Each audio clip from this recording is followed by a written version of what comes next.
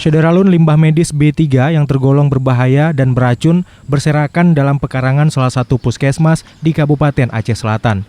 Limbah yang dapat merusak lingkungan sekitar itu terlihat tidak dikelola dengan baik. Kendati sudah mengetahui aturan dan larangan membuang limbah medis secara sembarangan, namun masih ada oknum yang membuang limbah medis secara sembarangan. Seperti yang terlihat di salah satu puskesmas di Desa Kota Fajar, Kecamatan Klut Utara, banyaknya sampah medis berserakan berupa sisa kotak obat, perban bekas, sarung tangan medis, dan botol obat, serta botol infus berceceran di sekitar pekarangan puskesmas. KTU Puskesmas Kota Fajar, Yarniati, saat dikonfirmasi, ia mengaku tidak mengetahui adanya limbah medis yang berserakan di tempat pembuangan sampah.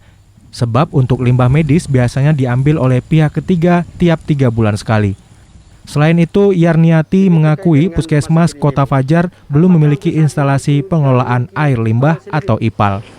Untuk IPAL, Puskesmas ini belum ada. Belum ada ya? Belum. Jadi untuk limbah-limbah medis kemana yang akan dibawa? Ada pihak ketiga. Pihak ketiga? Iya. Mungkin selama ini apakah pihak ketiga juga mengambil di sini Bu untuk limbah medis yang ada Bu? Iya. Ambil lah? Iya. Ini kira-kira diambilnya berapa bulan sekali? Kadang-kadang 3 bulan sekali. Kadang-kadang 3 bulan sekali menurut banyak ya? Iya. Jumlahnya. Ini Bu, harapan Ibu kepada pemerintah Aceh Selatan sendiri Bu untuk pembangunan IPAL yang kedepannya ini Bu? Harapan kami untuk kedepannya semoga pemerintah Aceh Selatan membangun IPAL untuk Puskesmas Klut Utara. Karena Puskesmas Klut Utara ini pusat rujukan. Dari Tapak Tuan, Taufik Zas, Serambi On TV.